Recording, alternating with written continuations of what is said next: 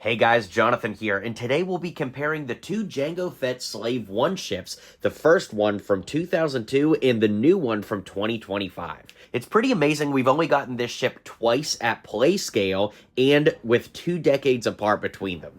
The original in 2002 has a lot of charm and collector value because of its nostalgia, where the 2025 one is scaled down considerably, but is actually more expensive. But not before we adjust for inflation. In fact, the 2002 one had 360 pieces in 2 exclusive and now legendary LEGO minifigures, and it retailed for $50. Adjusting for inflation, that would be $89 today.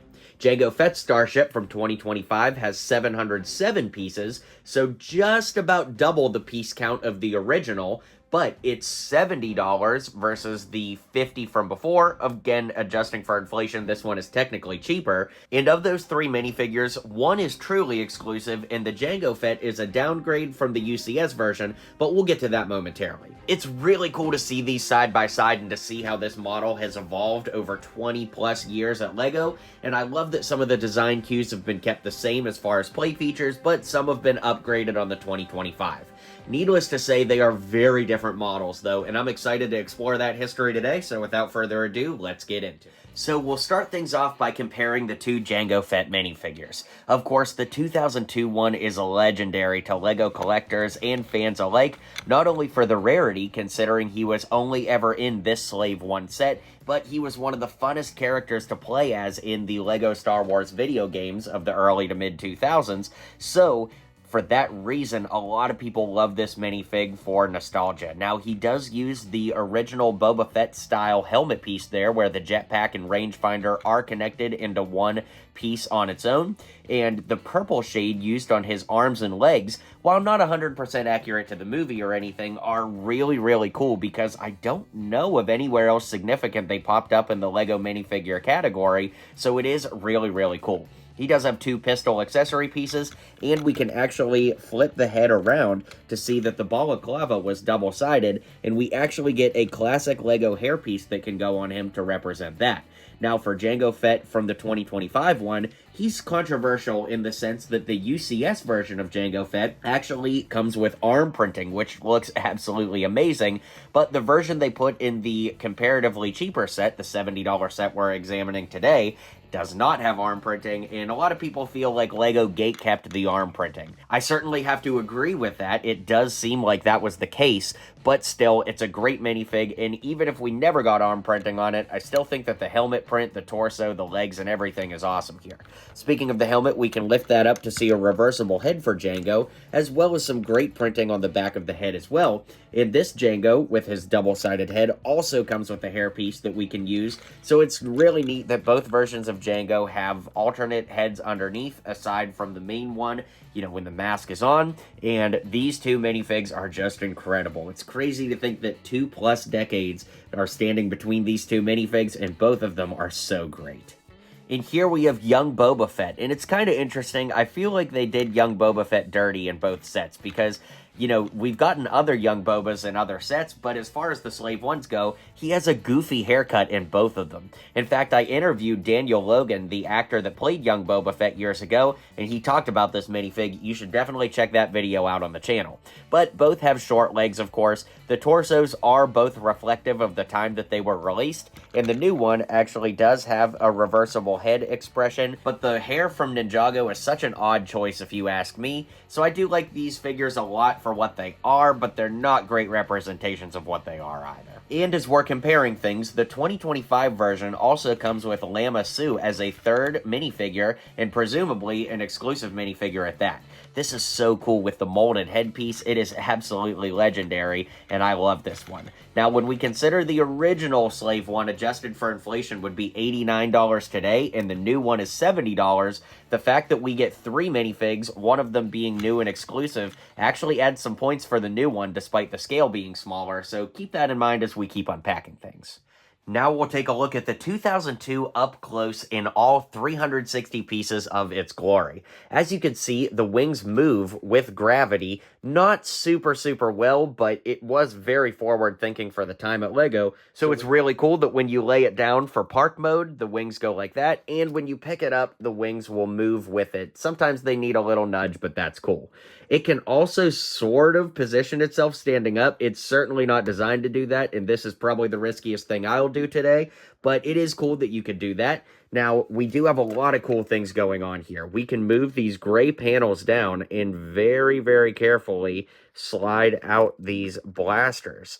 They don't slide super well or easy, and we actually get them on both sides. So we'll just kind of push that through like that. And then when we look at it from straight on, we're in attack mode with those blasters, and then they just kind of fold back in. In fact, I think they fold in easier than they fold out.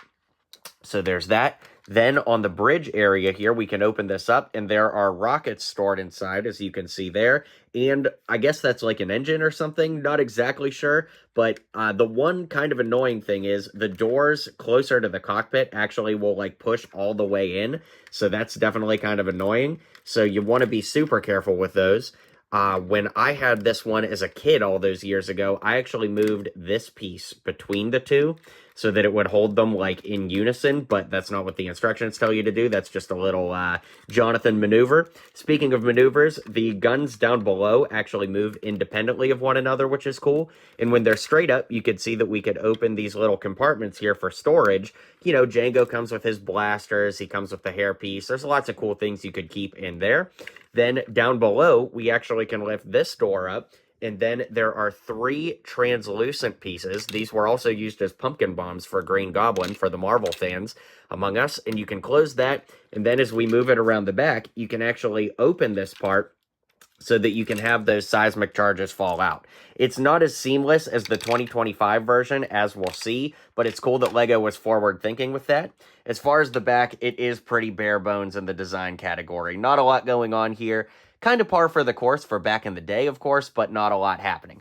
One cool thing, though, is the use of a magnetized piece. You can see that magnet hidden in there, and then a magnet piece here that holds this cargo bay piece. Now, the instructions don't necessarily tell you what to do with this or anything, but it is big enough that you could hypothetically fit a minifigure in there, so maybe it's supposed to be, like, for capture or something like that. Not that Jango would ever capture himself, but if you, like, put a tall minifig sitting down, it could be a little jail cell, and maybe that's what LEGO was thinking at the time, especially since Jango, of course, is a bounty hunter. It would make sense to have a cargo hull to carry his, prisoners back with.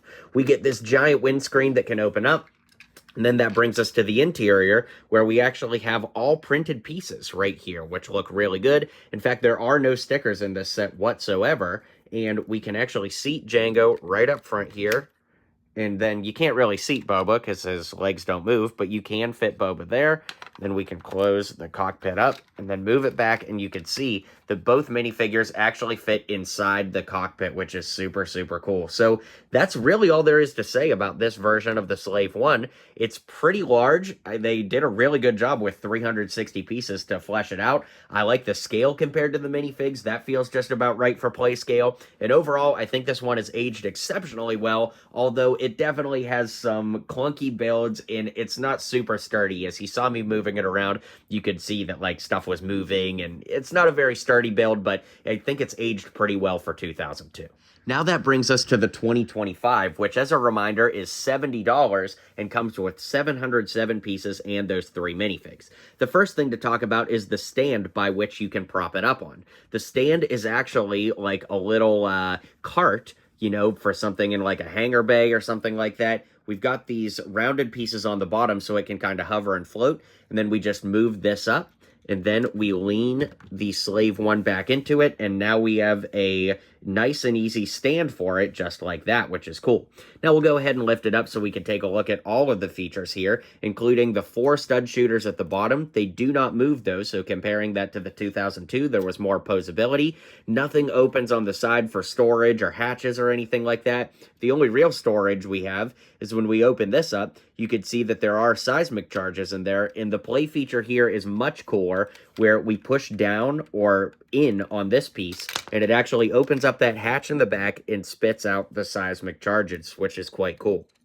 So you can see that there's a little bit of room for those charges in the back there, and then that closes up just like that.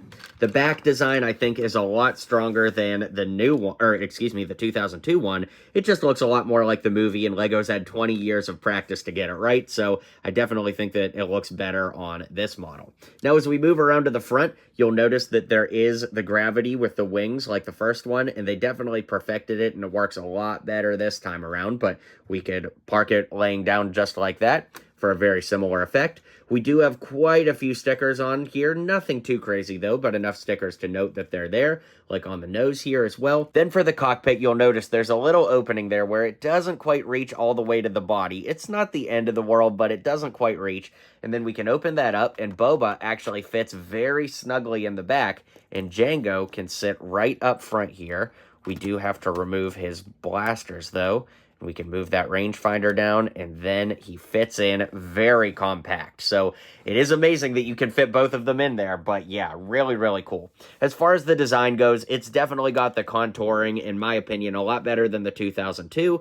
Really, the only big difference in gripe, if you will, I say that with very heavy air quotations, is of course the fact that this isn't quite to scale with, you know, how big it needs to be compared to the minifigures in the movie. It's not the end of the world, and of course, this does match the smaller scaled down Lego Star Wars ships we've been getting over the last several years, but overall, I think it's a really, really strong model and super, super cool, especially considering that the original Slave One has been gate-kept behind its price for all these years.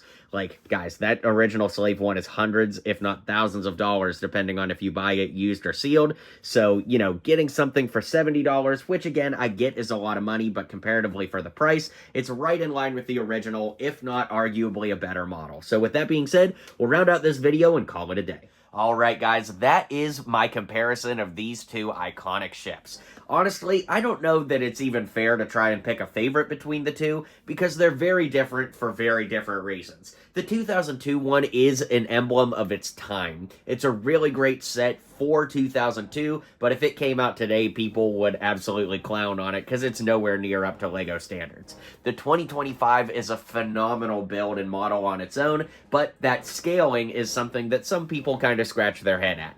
I like the scaling quite a bit, but when I see them side by side, the 2002 scale, albeit the wonky build, is still the version I would prefer to have as far as size and scale go.